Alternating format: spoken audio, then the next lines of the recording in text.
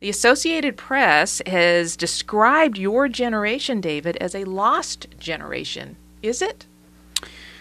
Well, if you look at some of the unemployment figures, the situation looks pretty dim.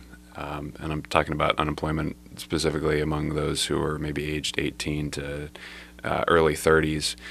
And recent college graduates, there's a lot of struggling going on right now because a lot of older people, more experienced workers, are out of work in the bad economy, and they're kind of vying for some of those same perhaps entry-level positions that college graduates used to be able to get. So it's definitely a bad scenario, but I kind of discussed a little bit in the column how, yeah, there are some things stacked against my generation, but a lot of the things that are going on are kind of also self-inflicted wounds that we could actually be doing something about if we just use our brains a little bit. Now, you've been watching the Occupy protests, as they've been called, and there have been several of them in cities in North Carolina as well. And we do see a contingent of younger people in their 20s and their 30s.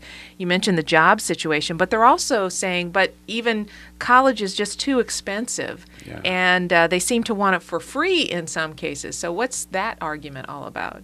It's kind of weird because there's this huge movement of wanting to forgive all of these student loans, but I don't think a lot of these folks have really necessarily thought about the implications of the student loans that they were getting.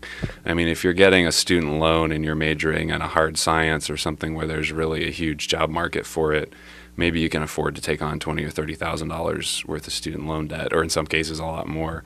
But if it's some sort of humanities or, and I say this as a journalism major myself, which is kind of ironic, which interestingly enough, I was just looking at pay scales, and I kind of make fun of art history as a major, but the median salary for an art history major right out of college is above a journalist. So, So maybe I have some egg on my face on this, but anyway, it's but again, I think the young people just have to look and take a really practical look at what is this? What do I want with this degree? Where is it going? Am I going to be able to afford to pay off my student loans?